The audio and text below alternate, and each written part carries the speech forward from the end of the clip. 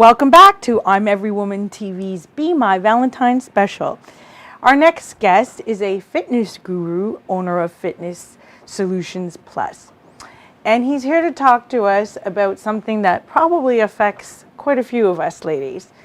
You know, when we're eating right, we're watching the calories, we're counting them, we're exercising maybe even every day at the gym, and we're not seeing the results. We cannot shed those extra pounds. So I brought Igor in to talk about the Hormone-Body Fat Connection, and there is one. Well, we'll learn a little bit more about it and what you can do to have that figure you've always dreamed about. Welcome, Igor. Thank you, Jeanette. Okay, Very excited to be here. And I'm very excited to have you, and it's Igor Klibanov. Very good. Okay, finally. I'm channeling my inner Russian. Good. Okay, so Igor, we want to get right into this because Yes. we have only so much time. Explain to me the connection between the hormone and the fat in the body. It's a very good question. We know intuitively that it exists. Let me ask you a question. Go Where do ahead. men store most of their body fat? Men? Men. I'm going to have to go with their middle. Yeah, the belly, right? Yeah. Where do most premenopausal women store their body fat? In the middle? Nope. Butts and thighs, right? Butts and Sometimes thighs. the back of the arms, right? Right. Now, during menopause, what happens to your fat? Well, you wouldn't know this because you're too young, but think about your mom. Where do postmenopausal women store their body fat? In the middle. In the middle. Isn't that interesting? Yeah. Now, what's the key hormonal difference between men and women? Well, estrogen. Estrogen and testosterone, exactly. So why is it that women, without changing their nutrition, without changing the exercise, during menopause, their fat shifts from the lower body to the middle?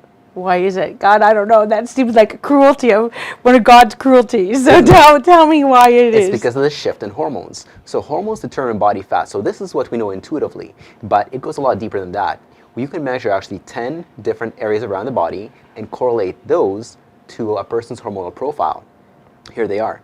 You can measure the back of the arms, the triceps, for a person's level of testosterone, both men and women.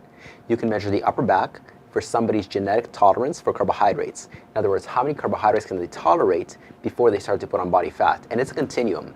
At the one end of the continuum, you have a person who can eat whatever he or she likes and not put on an ounce of fat. At the other end of the continuum, you have the person who can look at food and put on body fat.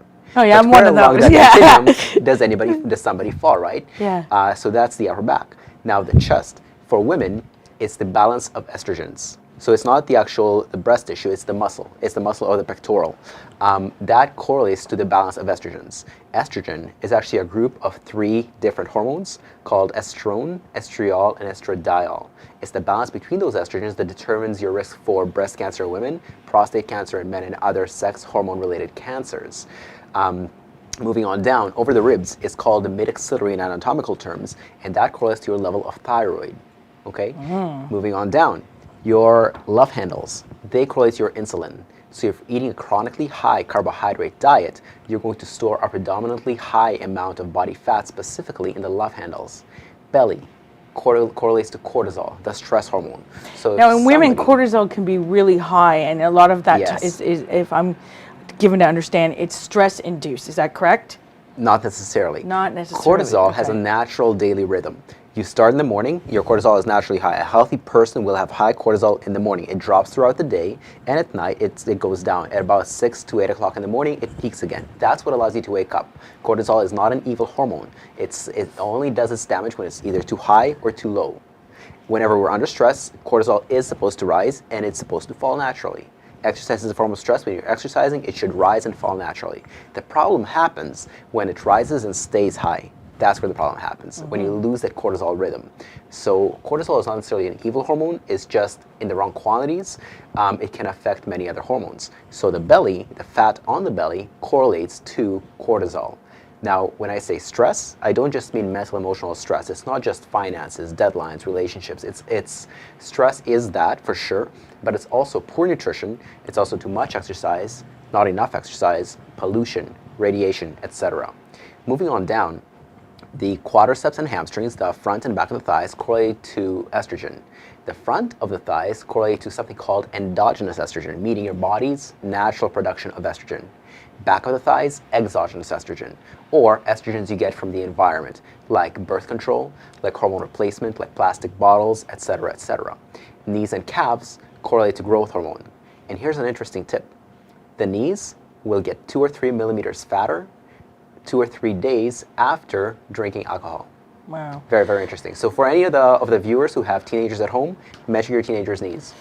Okay. Yeah. You're home late. I'm measuring your knees. That's right. Okay.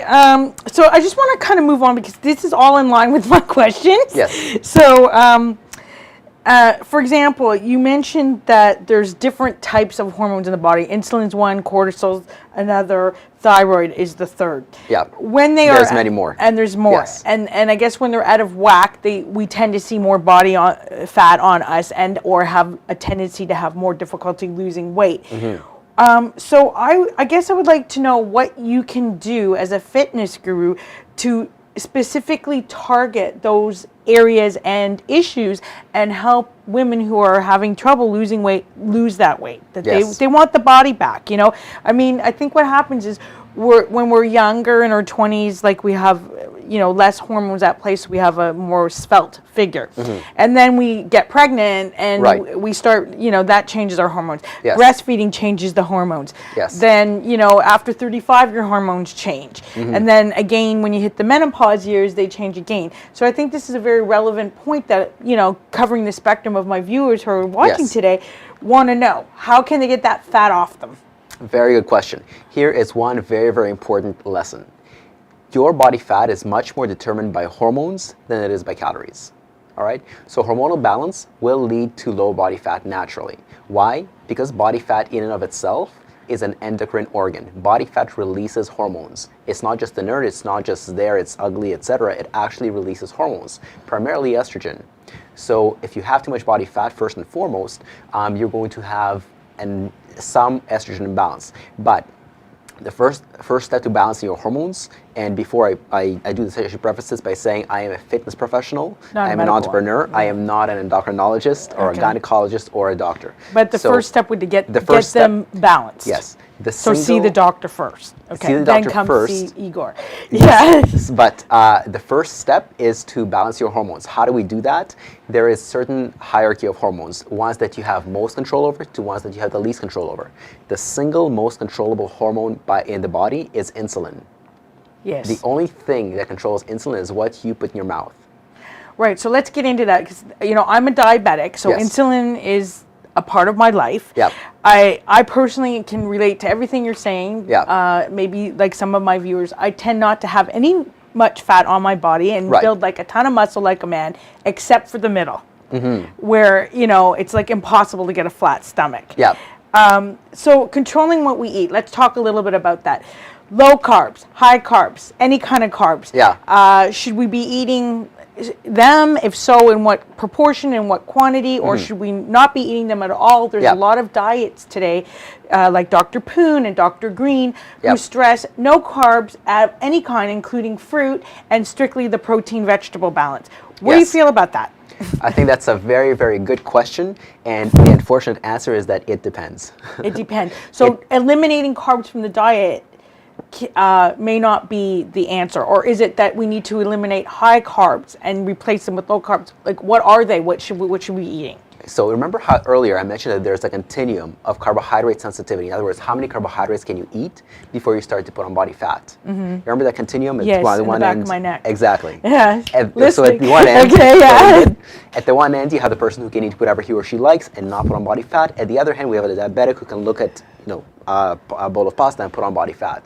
But where along that continuum do you fall? So here is the way I like to approach things. For the first 2 weeks, we only eat meat, fish, seafood, and whatever veggies you like, except for potatoes. All right? Okay. Nuts, seeds, and everything. So no carrots eliminated, no tomatoes eliminated, no beets. So because they do that on other diets. Yes. They really restrict that out. In extreme cases, that might be called for, but in most cases are not that extreme. So that's where we start. Now, 2 weeks later, we measure your body fat again. If it dropped, that means you can tolerate that level of sugar, so we can add in one more thing. We add in the berry family, blueberries, raspberries, strawberries, blackberries, etc. We measure your body fat again 2 weeks later. If it dropped, you can tolerate that level of sugar. We add in something else, like apples, nectarines, tangerines, things like that. We Not measure a piece body of cake, fat. though, right? Not yet. It might It come. comes later. Keep in mind, it's not Okay. like it's gone forever. Once, one in every 30 meals, you can have whatever you like. If you think about it, 30 meals is anywhere between 5 and 7 days. Right? So if you really like watch yourself well throughout the week Yeah. and watch what you're putting in your mouth, and then decide to go out with friends or family to like some kind of buffet Yeah. and pig out once in a week or once Yeah. twice a week, 7 days off, that you wouldn't gain that much, is Well, what you're saying? that really depends. If Oh, you've been okay. seriously changing the way you're eating, and then you go out on a single meal and you do whatever you like, in fact, you make a point of stuffing yourself, you're going to have a very, very hard time losing body fat, because that one meal can set you back 3 or 4 days. So it's Wow. like one step forward, one step back, one step forward, one step back. That leads to a lot of frustration, as you can imagine. So do you recommend to like eat at home, because then you can control what you're putting in the food, or there's Yeah. less sodium, less sugar, You but can eat- it does make for a restricted lifestyle, though. No, yes, not 100%. Now, I'm not saying you should eat at home. You should certainly have a social life and an active one at that. If you do eat out, there are Igor's rules for cheat meals. Okay. Here are Igor's rules. The first thing you do is you eat your protein and veggies. Yeah, because Okay. it'll fill you up. A, it fills you up, but B, there is a more important effect. It slows down how fast your blood sugar rises from the, so to speak, bad meal. So that's one good effect of that. Part 2 is you have 10 grams of fish oil along with that meal. Why? Why do you think? I think because it will reduce your insulin spiking. If you fill up on protein, you can eat tons and tons of protein and go miles without getting full, but you can enjoy your food and your vegetables. And then when you it won't screw up your diet for the rest of the week. That's what I Exactly. think. And then Very you won't good. even want those carbs. You won't even go for the rice and the noodles and the other stuff, because you'll be so full with the good stuff. Exactly. Yeah. Here's an interesting lesson. The body does not crave calories. It craves nutrients. So why do we get women? Why do they get cravings for chocolate around their menses? Yeah, why? Or salt and vinegar chips. That's Salt the and other. vinegar chips. Yeah. Why is that? It's the magnesium in chocolate. Oh, is that what we love? Chocolate about is it? rich in magnesium. Now, magnesium helps you, is a muscle relaxer. It's a natural muscle relaxer. So when you're getting cramps, magnesium helps. And women intuitively know that chocolate helps. It does. Isn't that interesting? I can't I think resist chocolate a piece helps of chocolate. everything, right? It does. When I'm having a bad day, it's either chocolate or shopping or chocolate no. will fix everything. Yes. So I just want to sort of move on a little, because I'm trying to cover everything we Sure. can in this interview.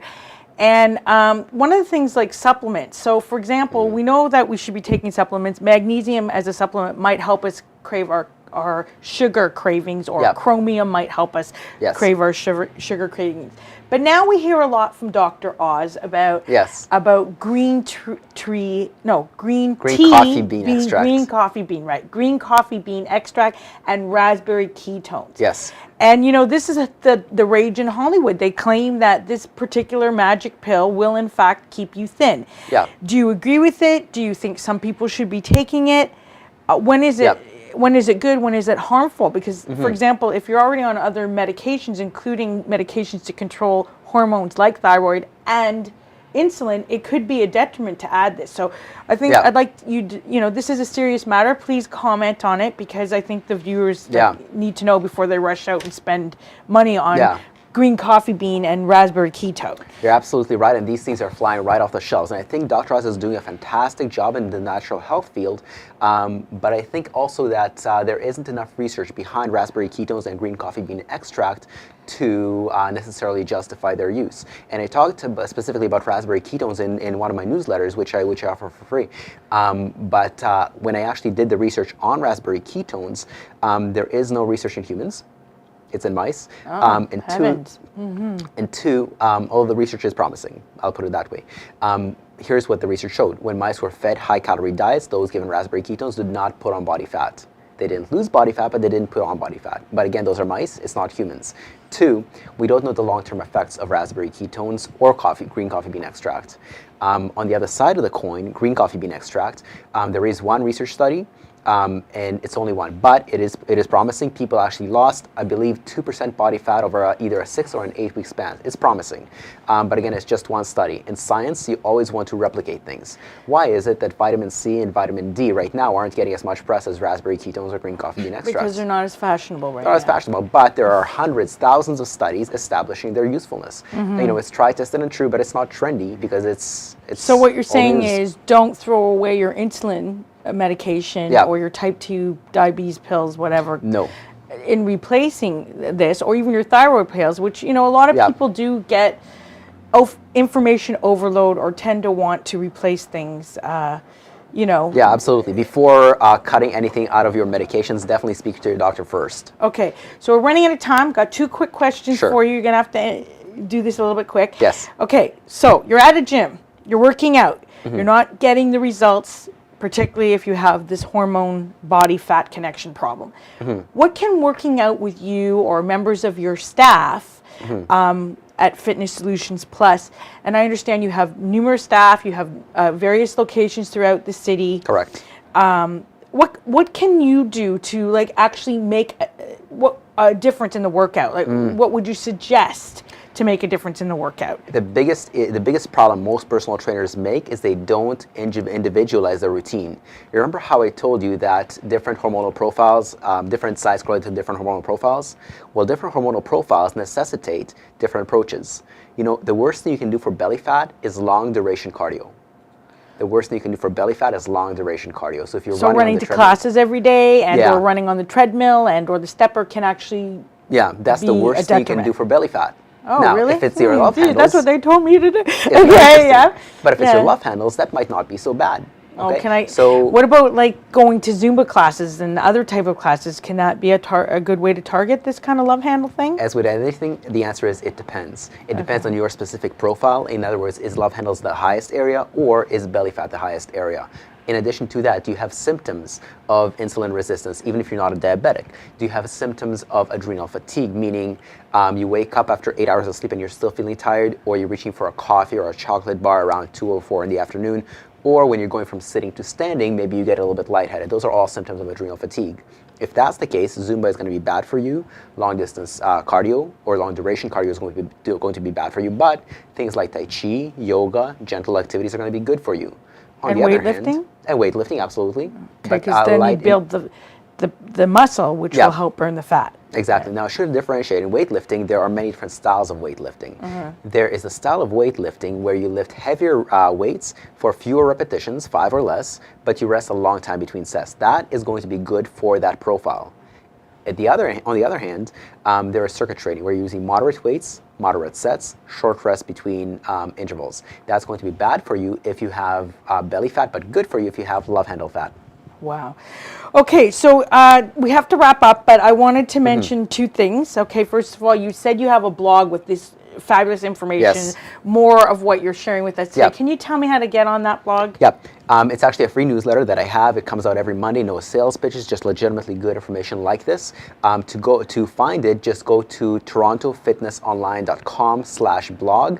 And if you look at the top right-hand corner, there is a sign-up form. If you let me know that you would like to receive the newsletter, I'll send it off to you. Okay, and your website is Toronto. torontofitnessonline.com. And now let us not forget your giveaway, which is an excellent Yes. one. So ladies, if you'd like to work out with obviously an educated man who knows a little bit about the hormone fat connection and get a different perspective on your workouts, you can qualify to win a workout with Igor at his gym. Igor's gym is in the Markham area, located at Markham Road. Woodbine and Denison. Oh, sorry, Woodbine and Denison. Woodbine and Denison.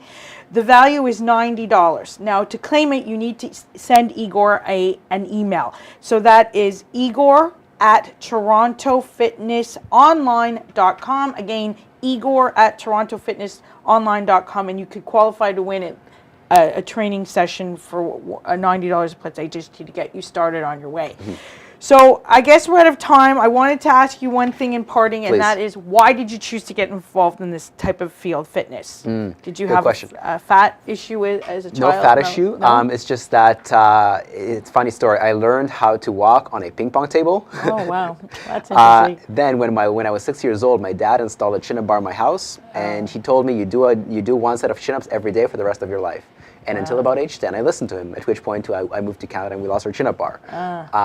So by age 10, I was doing 19 chin-ups, which for the military, I believe you only need like 18. But I was doing that at age 10. Wow, you were well trained. I was well trained, exactly. Okay. Russian parents, you know? Exactly. So you really know fitness. And again, it's TorontoFitnessOnline.com. Right. Thank you. Okay. Thank you, ladies, for being with us today. I want to tell you that this is a show for you to get personal and professional fulfillment and the muster to tackle anything in your life. We cover all the issues here. So please join us next time on I'm Every Woman TV. And until then, continue to be fabulous and have yourself a great Valentine's Day.